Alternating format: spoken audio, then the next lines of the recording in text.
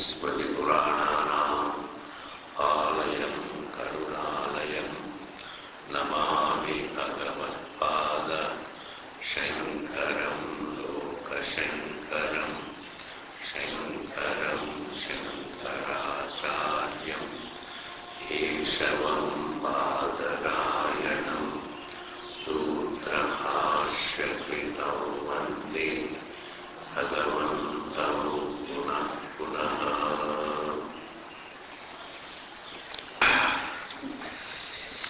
हरि ओम हरि ओम हरि ओम हरि ओम हरि ओम हरि ओम।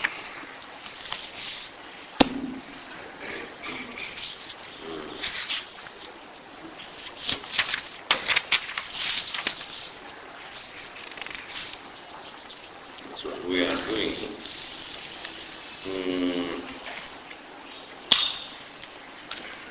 शरीर संबंधस्य सिद्धत्वात् धर्माधर्मविवाहात्मविरोधि वेदो नित्यम् अशरीरम् अशरीरत्वम् अकर्मनिमित्त्वादिति अवोचम्. And also शरीर संबंधस्य धर्माधर्मयोः तत्कृतत्वस्य च इतरेतर आश्रयत्वप्रसङ्गात् अन्धपरम्परा एषा अनादित्वकल्पना. This we have seen. But here a small little point, we have to see one more point. That is, if we say embodiment is due to the past karma, this body is due to the past karma, in karma. And again karma is due to the body. That becomes, so karma is the cause and the body is the effect. Supposing we take this stand, karma is the cause and the body is the effect. Then, and again if we say body is the cause and karma is the effect. If body is due to karma and karma is again due to the body, then it amounts to saying the effect of a cause is the cause of that cause. It's like saying the son is the father of his own father. The son cannot be the father of his own father. In the same manner, the effect cannot be the cause of its own cause. So, body cannot be the cause of its own cause. Therefore, in the realm of causation, we know very well the effect cannot be the cause of its own cause. Like the curd cannot be the cause of milk. Curd is the effect of milk. If curd is the effect of milk, then the same curd cannot be the cause of the milk. The effect of milk cannot be the cause of milk. Thus, the effect of milk cannot be the cause of milk. So, in that manner, if this is a very, very understandable phenomenon in this world, then if this body is the cause of the karma, then the body, if it is the effect, the body is the effect of karma, then the body cannot be the cause of it. If you say body is the effect of karma, body is also the cause of karma. It's a contradiction. Therefore, the truth is that we can't explain away life by taking into account mere karma. Karma doesn't explain. Karma itself needs to be explained. ये बहुत बड़ी बात है. Past doesn't explain what we are. Past also needs to be explained. Time in all its ramifications. Time has its forms like past and future. So this time, as both past and future, needs to be explained. Time cannot be explanation for things. You see? So just as time doesn't explain away, time itself requires to be explained. In that manner, the actions that we do in time also do not explain anything. They need to be explained. In fact, in this creation, nothing can explain away what it is all about. Because every detail, the creation with all its details needs to be explained. So the explanation for the world is not time, not space, not form, not thought, not causation, not any action. The explanation for the universe is the one who observes it. The observer of the universe is the explanation. The observer, the subject is like the dreamer, is the explanation for the dream. The dreamer is the explanation. Thus, the conscious observer is the explanation for the waking state, dream state, and even their negation. What is the waking state? What is dream state? And what is the negation? The explanation lies in the observer. Like the pot's explanation lies in the clay. The explanation for the pot is clay. It is non-separate from, it's all clay. That is explanation.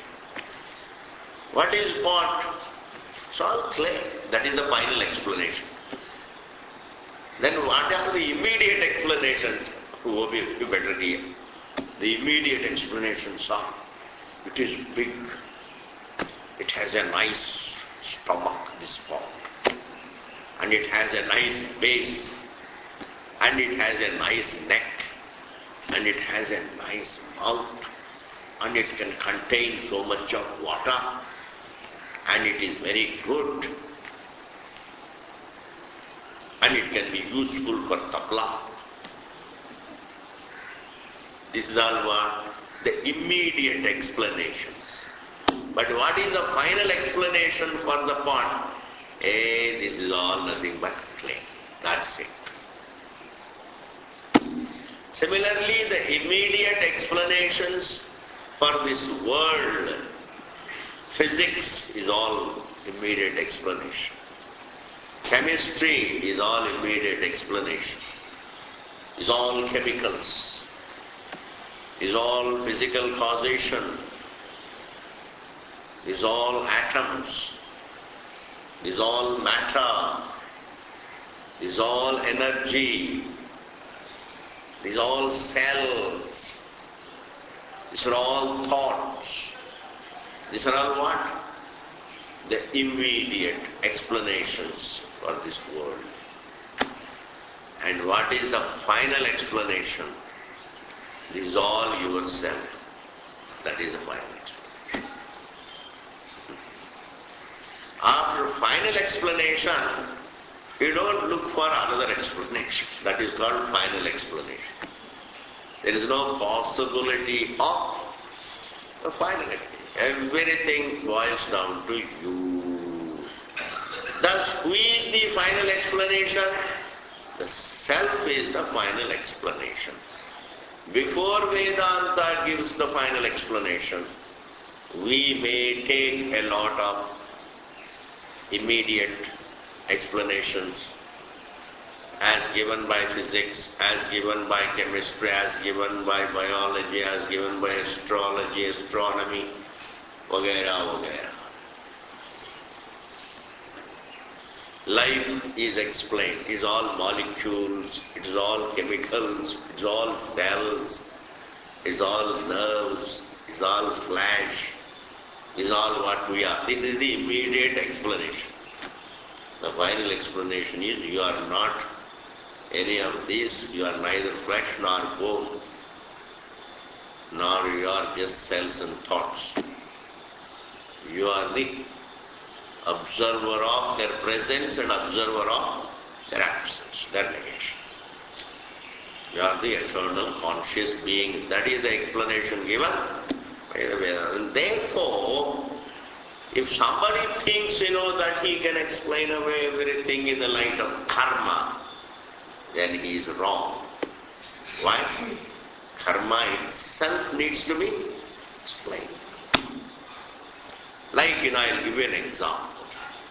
All dream actions. You perform all dream actions. What are those actions? It is nothing but the dreamer. Dreamer himself dreams an action. Dreamer dreams the mountain. Dreamer dreams the sky. Dreamer dreams all objects. Dreamer also dreams his own movement. Dreamer dreams his own action also. Sometimes, you are doing some office work in the dream. You are not doing any work. It is nothing but the dreamer is dreamt by the dream. So the truth of all that the dreamer dreams, that the truth of all the dreamer dreams is only the dreamer. And dreamer is not by nature dreamer, he is a conscious being. When he dreams, he is called a dreamer. Otherwise, his description is just conscious. He is. In that manner, the waking world, the waking perceptions and the waking actions. Actions are also perceptions. Like dream action is also dream perception. There is a perception of movement. Not that there is a movement, because consciousness cannot make any move. Actions themselves are perceptions. That's why nama, rupa, karma, these three things go to name and form and activity. Thus we are through with this point. Therefore, don't try to explain away the life. Don't try to explain away life in the light of body and touch. The next sentence. Kriya samavaya abhavacham atmanaham kartritva anupapattehe kriya samavaya abhavacha. Kriya is action. Samavaya means a causal connection.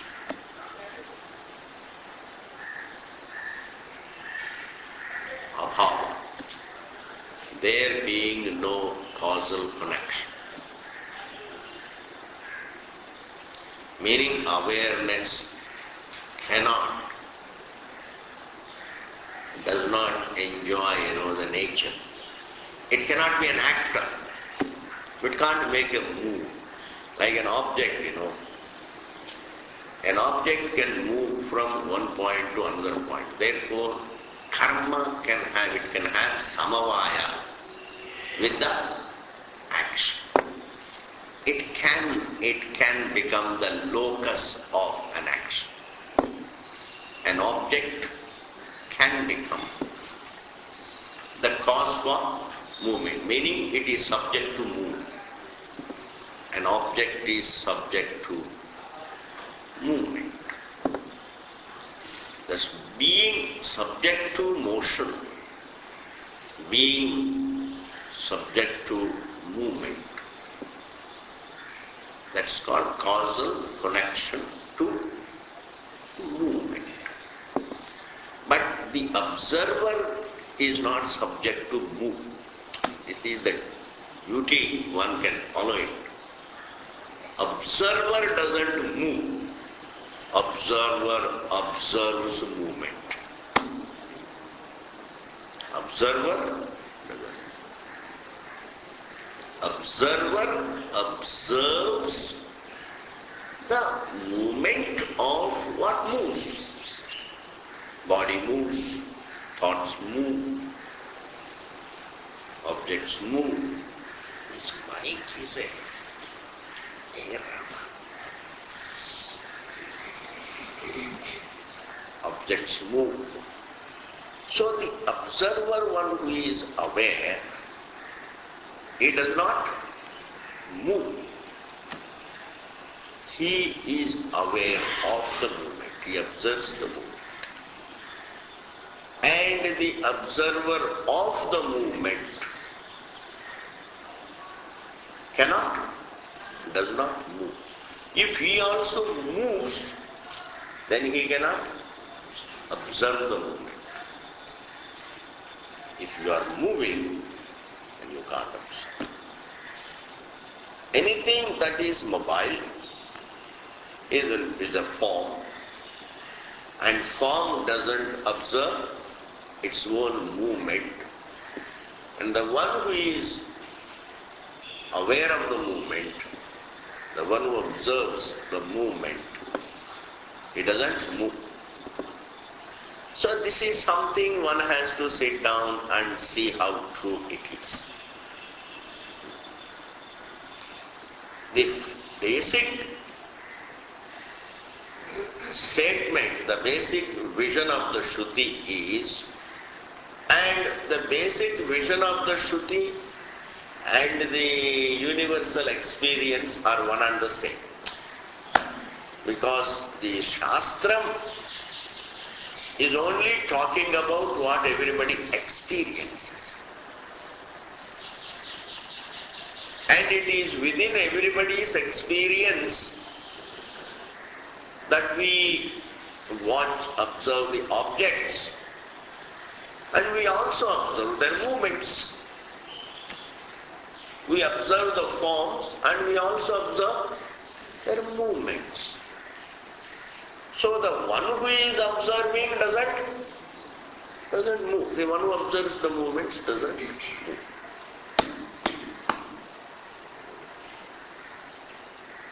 Similarly, the one who observes the beginning doesn't begin. This should apply to everything. It is one sweep. This analysis becomes, a sweep. The observer of the movement doesn't move. The observer of the beginning doesn't begin. The observer of the end doesn't end. The observer of the change doesn't change. The observer of the form has no form. The observer of the physical is free from the physical qualities. The observer of time is not in time. The observer of the negation of time doesn't get negated. It is one sweep for an intelligent person. Therefore, it would be impossible for anybody to, even suppose the negatability of the observer. Because the observer cannot be negated, because the observer observes the negation. Negation of whatever gets it observes the negation of the mind. When I close my eyes, I observe the negation of perception. When memory is gone, we observe their negation also.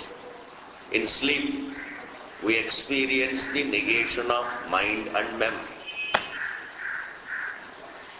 Negation of the mind and memory is everybody's observation. So, the one who observes the negation of the mind, the negation of memory, the negation of time, Doesn't have negation. Therefore, what is most evident? What is most evidently experienced is the unnegatability of the observer. Because I say this is the most evidently experienced thing, because observing the form means observing the presence of the form implies the presence of the observer. Absence of the observed, observing the absence also means presence of the observer. Presence of the observer. Therefore, observing the world means presence of oneself. Observing the dream means presence of oneself. Observing the negation is presence of oneself. In fact, there is no distraction from the presence of oneself. There is nothing else to be distracted to, because I am saying presence of the world in fact means presence of oneself, like presence of pot. Presence of pot means presence of clay. You have to follow it. Presence of pot does not mean presence of pot. Presence of pot means only presence of clay, nothing else. Even presence of snake means only presence of rope. That is the fact. Whether one registers it or not, that's a different matter. But what is available, I call it presence of snake, but in fact it is presence of rope. In that manner, presence of the waking is presence of this observer, Atma. Presence of dream also means presence of oneself. Absence of waking and dream also means presence of oneself. To make it simpler, presence of thought means presence of the observer. Absence of thought also means presence of the observer. Presence of memory means presence of observer. Absence of memory also presence of. This is where one gets caught. Absence of memory, how can it be presence of observer? This is where everybody gets stuck. It is okay, Swami, to say presence of waking means presence of the observer. Presence of the dream means I am there. When thought is, I am there. When memory is there, I am there. But how is it that when there is no memory also I am there? This is where really one has to rise to the occasion. This is the only occasion to which it is worth rising, really. All other risings are of no use. Rising to the occasion. You go to Sagar and they give masala dosha and a lot of aloo, and then your partner says you must rise to the occasion. Means what? Don't leave anything behind, eat. That is also called a kind of rising to the occasion. In life, there is only one occasion to which one has to rise, birthright, that is. And recognize it. Negation of memory also means presence of the observer, because negation of memory also is everybody's anubhava. That's why one says, I didn't remember, there was no memory. in sleep I didn't remember. That one did not remember anything of this world is not one's belief. That one did not remember anything of the world in sleep. That one did not remember anything of this world is not one's belief. It is one's knowledge. It is my knowledge that I had no memory. There is knowledge pertaining to lack of memory, you see. It is one's experience. Lack of memory also is one's experience. Like memory is one's experience. Lack of memory also. There is no memory also is one's anubhav. Thus, presence of form, absence of form, presence of time, absence of time, presence of memory, absence of memory, all presences and all absences boil down to imply only presence of the observer. And that is why I say, what is most evidently experienced is what is choicelessly within the anubhava of everyone, which is choicelessly anubhava rupam, is the unnegatability of one's existence. There can't be distraction from one's presence. Distraction to what?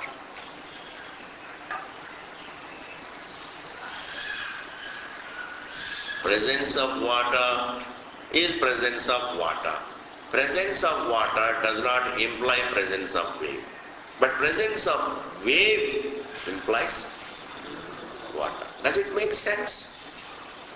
Presence of water does not automatically mean presence of wave. There can be water without being wave. But there can't be a wave without being water.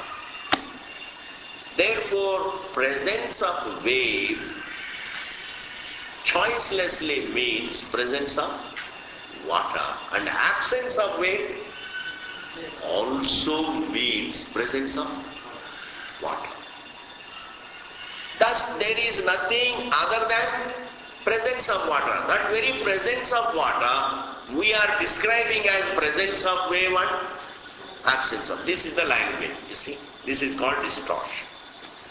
Presence of water is being described as presence of wave and absence of wave. Presence of wave, absence of wave is a description of one presence of water.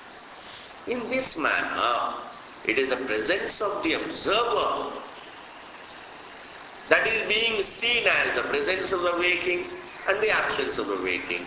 Presence of the dream and the absence of the dream. Presence of time and absence of time. Presence of thought, absence of thought are all nothing but presence of the observer.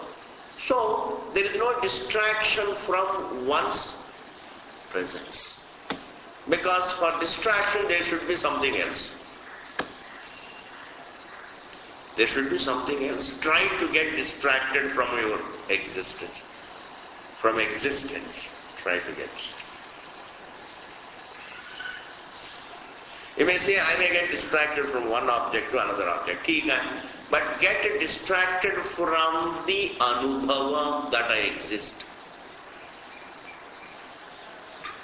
Get distracted from the anubhava, from the experience. Get distracted from the self-experience. Get distracted from the experience of one's own existence. Can you get distracted? That means, distraction means I should lose that experience of existence. I should lose it. It's not possible to lose that anubhava. And therefore, the observer, everything boils down to action means presence of observer, and absence of action also is presence of observer. Therefore, the observer does not perform any action. Any action that is performed by the movement that is undertaken by the body, senses and the mind, or any other movements, these movements imply only the presence of the being. And therefore, we cannot say Atma is the Karta.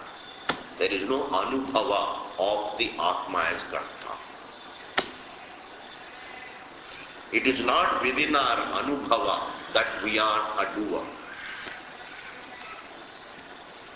It's not in Anubhava. And sometimes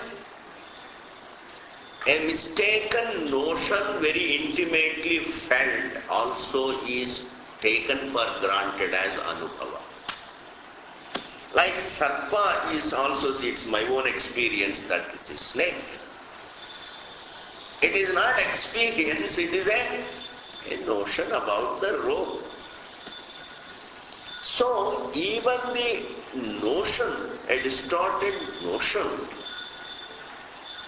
very intimately felt and universally felt, intimately felt, also looks like Anubhava, but that's not Anubhava.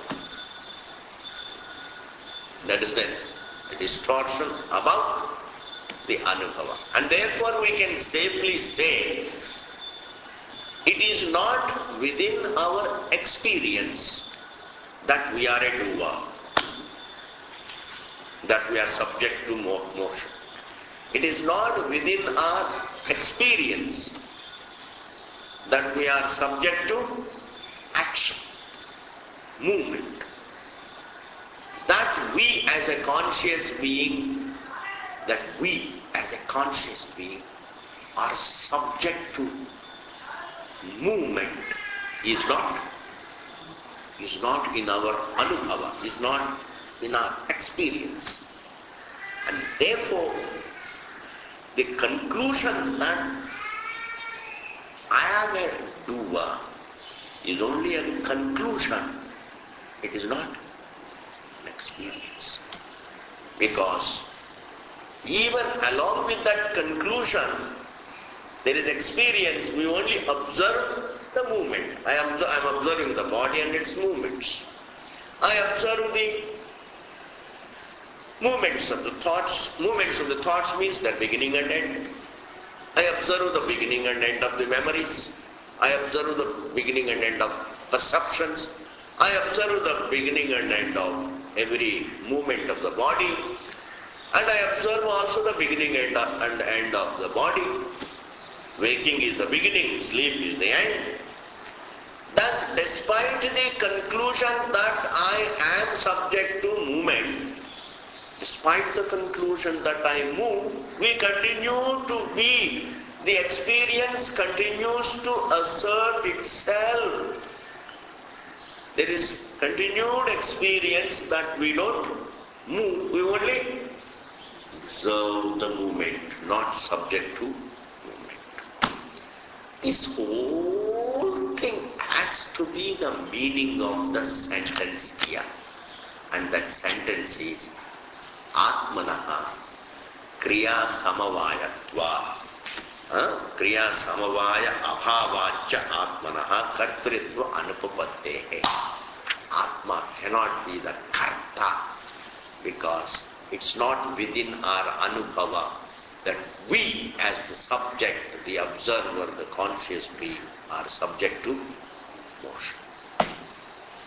There is no causal contact, there is no causal connection between the awareness and movement. Awareness can't move. And now the next doubt. Purvapakshi says, Atma as the conscious being may not act. Conscious being may not act. But its presence causes actions in the body, in the mind, etc. This is called indirect causation. Indirect causation. One is called kartritvam, the other is called karakatvam. Kartritva means, directly, when the body moves. So there is, when the body moves, that is called kartritva, means the body is subject to movement.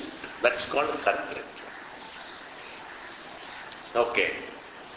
But if you say awareness does not move,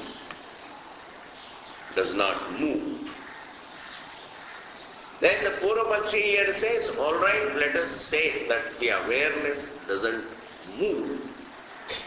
But the awareness by its presence causes movement in others. Awareness by its presence causes movement in others. So if its presence causes movement in others, then that particular situation is called karakatva, meaning indirectly caused. Like a boss. At home, you are the boss. And you don't do anything, but your presence there makes all the servants work. No, this is an idea. It's also there in this world. You see, this is the known phenomenon. Hey, you don't do anything. You aram se baithe hue hain. But in your presence, things are moving. Like a magnet. Magnet itself doesn't move. But in its presence, the iron filings keep moving. They keep dancing. So why can't we take Atma doesn't move, but it makes others move. So when it makes others move, that means it is indirectly involved in action. Body is directly involved in action. Senses and the mind are directly involved in action. All the objects are directly involved in action because they are all subject to motion. Whereas the observer, he is not directly involved in any action, but in his presence everything moves, and therefore we can look upon Atma not as Karta, but we can look upon Atma as Karaka. Pick up the terminology. It becomes what? Karaka.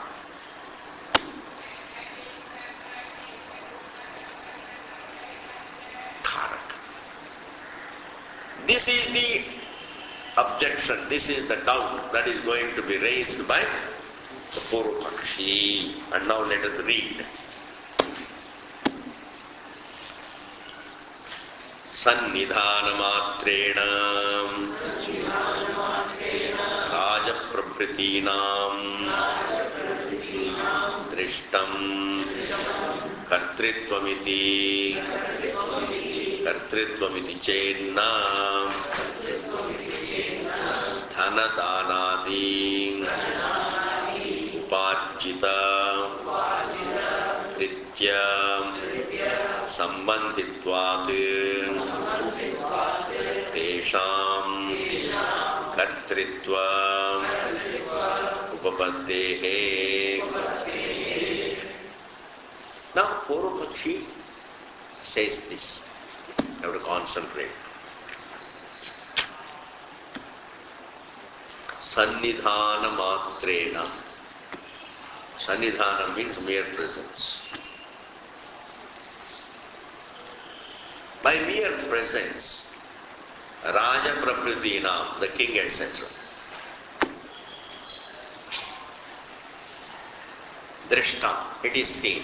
It is seen in this world that the mere presence of the king, etc. King, etc. means king and those people who are like kings. King, etc. The swamis, meaning the bosses. Raja-prabhritinam drishtam. kartritvam, and a kind of an indirect involvement in action. A Raja doesn't do anything, but in his presence, things happen. People work in his presence. In the presence of the master, everybody works. Therefore, even though the king doesn't do anything directly, but he becomes the cause for the activity around. Similarly, Atma, even though it is not directly involved in any action, but in its presence, the body works, mind works, senses work, the world works. And to do that, there should be a connection, like between the king. Even though king is there, but he hasn't bought over the servants. In his presence, nobody works. Understand? Prime Minister after retirement goes and sits in the office. Will anybody work in his presence? No. So there should be a contact between, connection between the king and the servants. It has to be. So here the Purvapakshi says, even though there are so many servants, but the king's mere presence, the king doesn't have to work, but all the servants connected to the king, they start functioning even though the king doesn't function. In that manner, Atma has connection with the body. Atma has connection with the mind. Atma has connection with this world. So, by its mere presence, the body, mind, etc. function. Because there is a connection. There is a connection.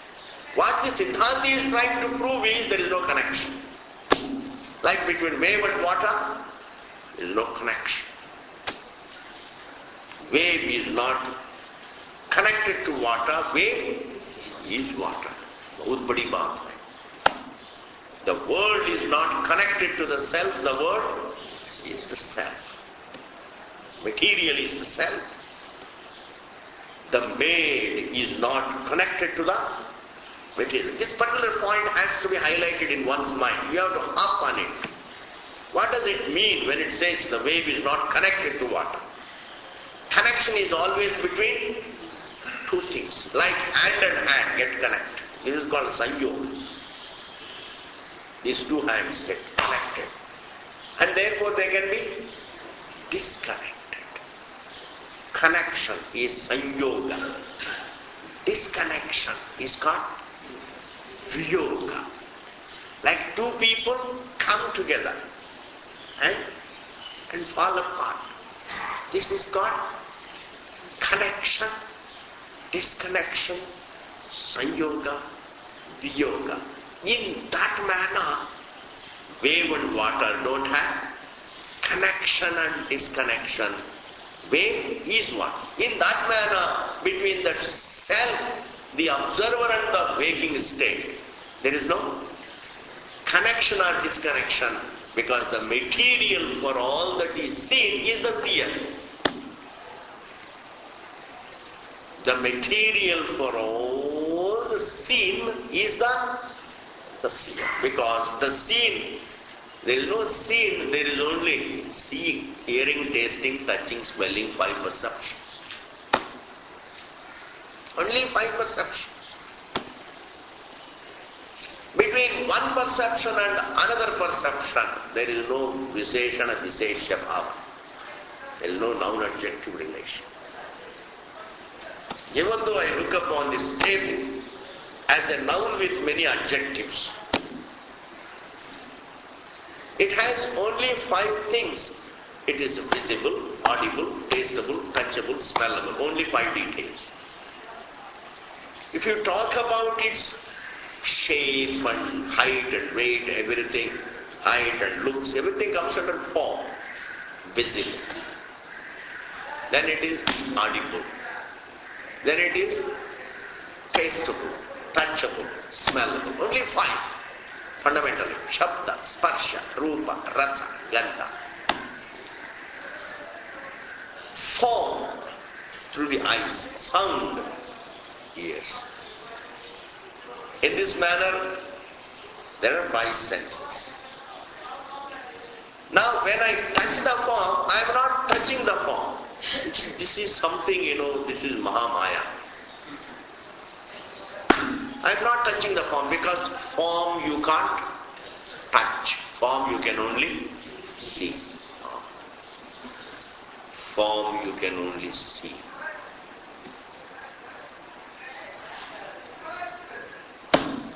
I can't touch the form. If I can touch the form, then when I see the form, there should be touch also felt. When I see the form, touch is not felt. Touch is not felt. When I taste, touch is not felt, form is not there. So is smell. Therefore the form, the sound, the taste, the touch, the smell do not qualify. They are not available through the same sense organ. Therefore form is not qualified by sound, taste, touch, smell. How solid is it? Form has no touch, form has no sound, form has no taste, form has no smell, please. Because form can only be seen. So is sound, unqualified by the rest of the four. Taste, unqualified by the rest of the four. Touch, unqualified by the rest of the four. Smell, unqualified by the rest of the four. What are they? There is only seeing, hearing, tasting, touching, smelling. This world is 5 perceptions. The material for the 5 perceptions is the perceiver, the awareness. And therefore, there is no connection between perception and the perceiver. Nor there is a disconnection. You can't have connection and disconnection between perception and the seer. The perception is the seer. Perceptions are the observer. They are in fact awareness. And therefore, the Siddhanti wants to prove that the awareness neither moves nor does it make others move because it has no connection with the body or the senses and the mind. That doesn't mean it is distinct from them. It means what looks the body and the universe, what looks this solid object is only 5 perceptions. 5 perceptions are in fact one awareness. There is no second to the awareness. There being no second, the self neither moves nor makes something else move because there is nothing. There is nothing else. There is no second. There is no twice. This is the topic that is going on. Now the Purvapakshi says, like a king by his mere presence makes the servants function. Consciousness also makes everything function through its contact. Clear? For this Siddhanti says, Sannidhana matrena rajapraprityena trishtam kartritvam vidachet na. Siddhanti says, your thinking is wrong. My dear Purvapakshi, your thinking is wrong. What is your thinking? You are seeing connection between a king and the servant. Okay? But there is no such a connection between the self-awareness and the body. There is no connection. How? Dhana Dhanadi. Dhana means money. Dana means giving. Giving money to the servants is the way you buy them. Dhana Dhanadi. Uparjita. Dhana Dhanam, Vastra Dhanam, Bhudanam, Godanam, etc. There are so many danas. So by way of giving money and other gifts you buy servants and you strike a relation with them, and in your presence they all work even though you don't work. This is called striking a relation with the servants bought over by the money exchange. Dhanadhanadi uparjita. Pritya, servants. Sambandhitva, being connected. Tesham, Rajaprakriti-nam, Kartritva upattehe, they can be a direct actors. Bosses can be indirectly, bosses can be an indirect cause of action by their mere presence if they have bought over the servants and they have struck a relation with them and they are sitting there and the servants working. Not only they are working, but you are also silently working. Why? Because your presence causes action in others. You know, for that only a boss is paid for his presence. See, a boss is paid not for action. A boss is paid only for his presence, just to be there in your chair, so that others work. Those who are working, they think ये तो कुछ काम करता ही नहीं. सुबेरे से शाम तक बैठे रहते हैं अपना कुर्सी में. हम लोग पूरा काम करते हैं. इनको ज्यादा पैसा मिलता है, हमको तो कुछ भी नहीं मिलता है. If he is not there, then you won't work. You won't work. So the boss has. So here the Siddhanti says, it is okay when it comes to the kings, their presence makes others work. Why? There is a contact between the king and the servants. Clear up to this point? Whereas this kind of a situation is not there between the truth and the appearance, between the truth and the body, between the self and the body, between the self and the body, between the self and the appearance. That's what he said here. Natu Atmanaha Dhanadhanadivat Shariradibihi Swaswami Sambandha Nimittam Kinchit Shakyam Kalpayatum. Natu, but not so in the case of the self.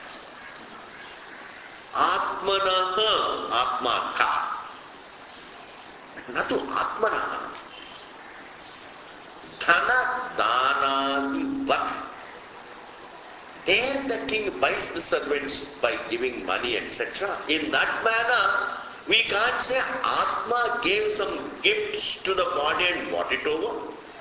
Atma gave some gifts to the senses and bought them over. Atma gave some gifts to the mind and bought over. Or any other. There is no connection. Neither there is a bought over connection, nor there is a natural connection. It is better to bring in natural connection. There is no natural connection. Like between wave and water, neither there is a bought over connection, nor natural connection. You will get confused. What is this Swamiji all the time talking? There is no natural connection when there is such a natural connection between wave and water.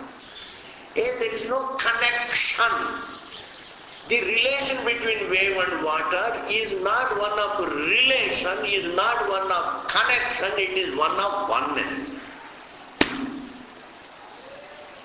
Wave is water in fact. Wave is not connected to water. Connection is that which can be replaced by disconnection. And that kind of thing is possible between two entities. But between the self and the body, there is neither whatever connection nor natural connection. No kind of connection. Between the observer and the rest.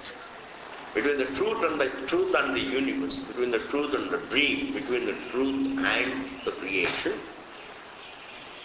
Between the subject and between the perceiver and the observer and the perceptions, between the observer and the perceptions, and between one perception and another perception there is no sanyoga also, is understood. If there is a sanyoga, then with what sense organ do you see that sanyoga? Eyes see the form, ears hear the sound, and if there is a connection between the form and the sound, then with what sense organ? Then there should be another sense organ to be able to objectify both the sound and the form and also the connection. But the eyes only see the form, ears only hear the sound, and if there is a connection yoga, there should be objectified by some sense organ. So you can't establish a connection between. The connection is not between the seeing and the hearing. The connection is between the seeing and the seer. That connection means oneness. Between hearing and the hearer, the subject. Tasting and the observer. Touching and the observer. So ananyatvam of the perceptions with the subject, the observer is there. The dream perceptions have oneness with the dream observer. Not that among themselves they have the dream seeing, dream hearing, dream tasting, dream touching, dream smelling, don't have mutual associations. They have only ananyatvam, non-separateness with the dream observer. In that manner, waking perceptions are one with the observer. And therefore here he is saying, my dear son, natu atmanaha dhanadhanadivat shariradivihi swaswanu sambandha nimittam. A connection like this is me or this is mine. The self is not connected to the body it is not connected to the body as itself, nor is it connected to the self as neither the body is connected to the self as the self, nor is it connected to the self as belonging to the self. It's like, me and mine kind of relation. Me and mine. Swa means me. Swami means mine. Me and mine kind of contact is not there. When it says I am the body, the implication is I am the observer. Like when the water says I am the wave, what is the implication? What is the factuality? I am the water. That is in Anubhava. And I am the wave when it says, what is it? It's a notion. But the implication of that notion, the factuality behind the notion is, I am water. Therefore, I am the body means I am the observer. The body is mine when you say, then also the implication is, the body is the observer. There is no contact or whatever contact or natural contact. That's why it says, Swaswami Sambandha Nimittam Kinchiti, even a little. Na Shakyam Kalpayati. It's not possible to imagine.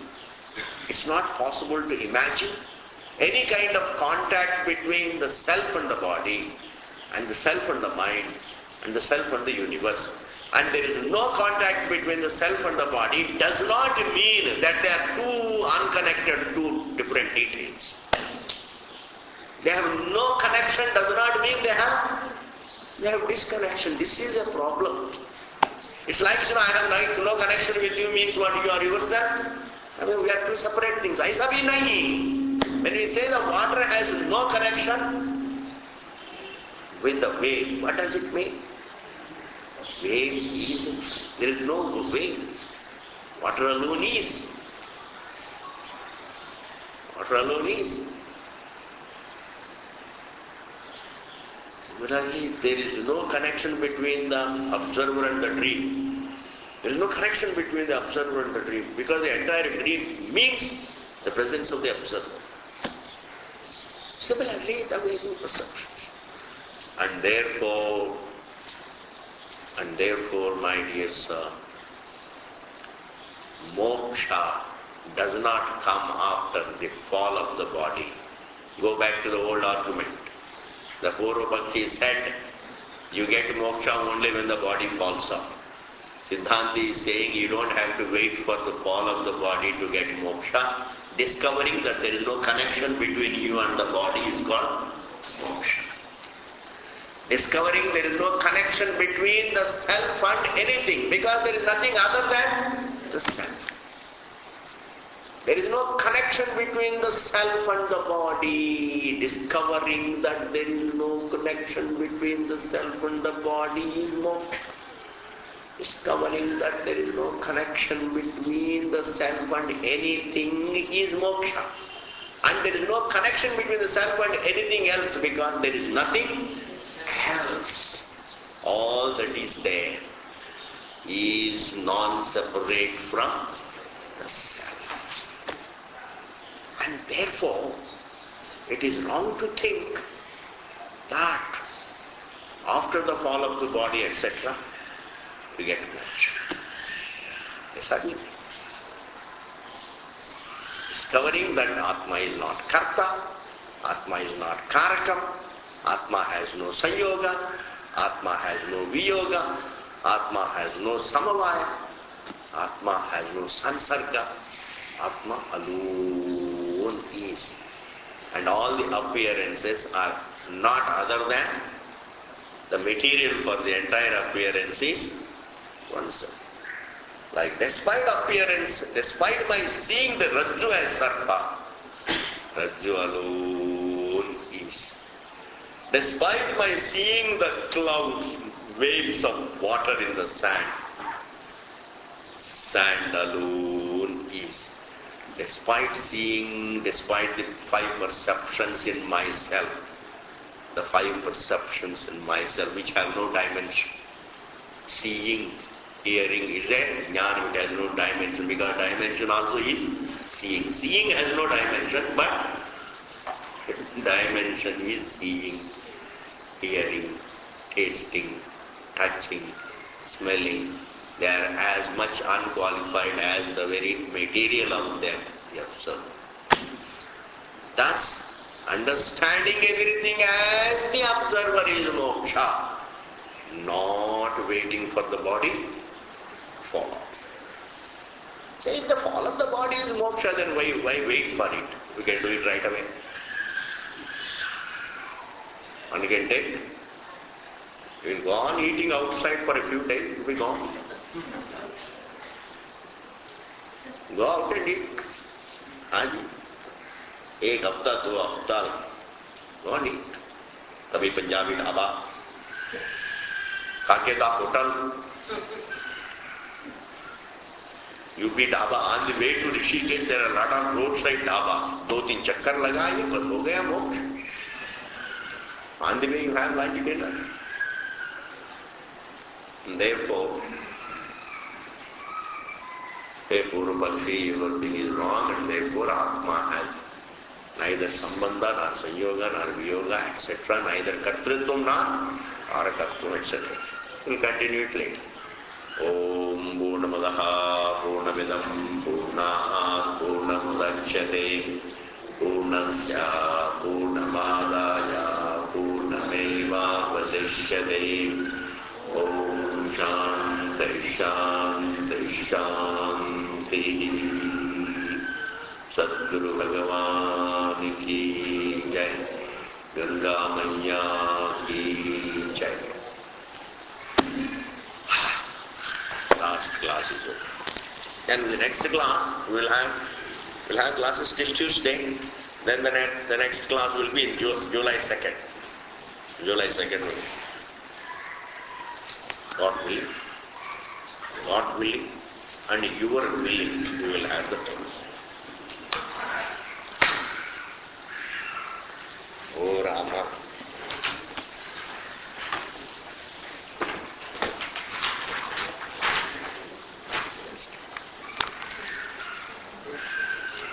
Ramachandra, Ramachandra. Hariomji, you're going? I'm going to work. Okay, thank you. Whenever you come, I'll come in July, might come in May too. Mr. Kashi, but I'll let you know. Give me a ring. Thank you so much. Thank you. Hari Om Narayana.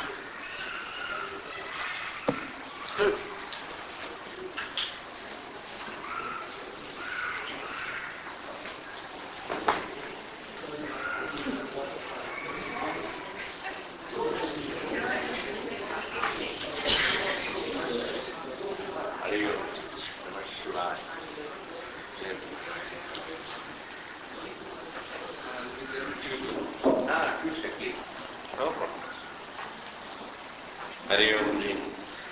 ठीक है, ठीक है। अरे Gondithal जाना चाहते थे। You said you want to go to Gondithal. Hari Om. Gondithal is tough. If you want to go to Gondithal, you should go before you are 35. Okay, before you are 50. Before you are 50.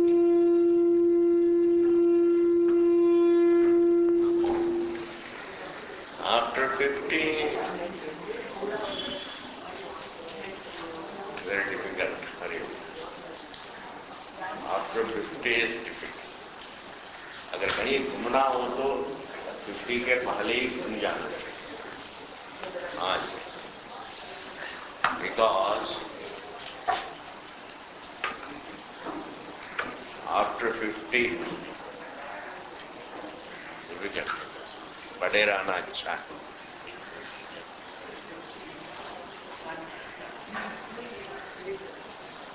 पचास साल तक पड़े रहते हैं, उसके बाद घूमना शुरू करते हैं। Very tough, very tough. घूमना हो तो 50-60 साल तक, 50 साल तक घूम लेना। Because how are you going to go to Kedarnath? You have breathing problems at the age of 60. Rishikesh में बस पकड़ते ही आपको चक्कर आती है। कहाँ बद्री, ऋषिकेश में आपको रीलिंग हो रही है, कहाँ केदारनाथ पहुंचेंगे, बड़ा मुश्किल। Therefore, when you are still young enough up to 50-55, जहाँ देखना चाहते हैं, better go and come back, and after that just take it easy and बड़े relax. वानप्रस्थ आश्रम में एक जगह में रहना बस, इतना नहीं चाहिए जी। आप देते हैं इसलिए थोड़ा ज्यादा डाला है। आप ही ले लो, ये आपके लिए प्रसाद है, ले लीजिए। प्रसाद को मना नहीं कर सकते, बहुत ज्यादा हो गया। प्रसाद को मना नहीं कर सकते, ले लो।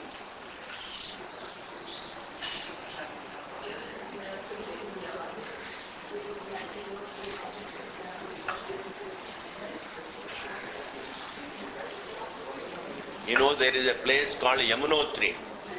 Nice to talk about these places. Why? Because anyway I can't go now. It is better that I talk about them. See, Nice to talk. Yamunotri, yes sir. मुझे कुछ पता नहीं वहाँ पर कोई I have no contact. You can talk to Rishikesh Ashram, they will give you. Okay, I will give you the number of Rishikesh Ashram.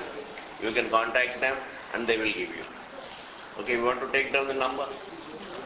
Quickly do it. 01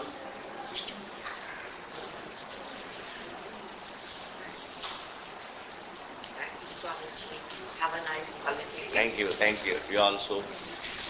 So much I need. फिर मिलेंगे जी. God willing. God willing. मिलेंगे जी. God भी will करेंगे जी.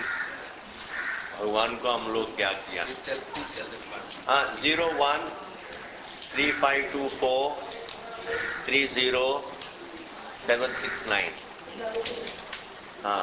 ये ले लीजिए. You contact them, they will give you. They must be having the addresses. So there is a place called Yamunotri. Yamunotri, when we went, we had to walk right from Hanuman Chetty. Nowadays, now it goes up to Janaki Chetty. It has become much easier. But from Janaki Chetty you have to climb. That's quite tough. 5 hours at least. 4 or 5 hours from Janaki Chetty. But from Hanuman Chetty we walked.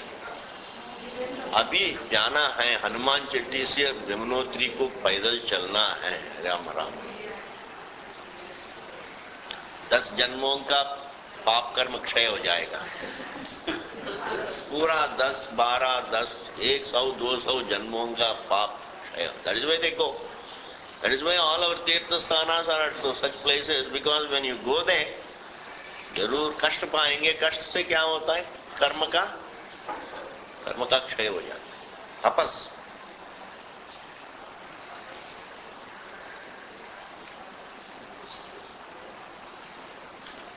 And Kedarnath,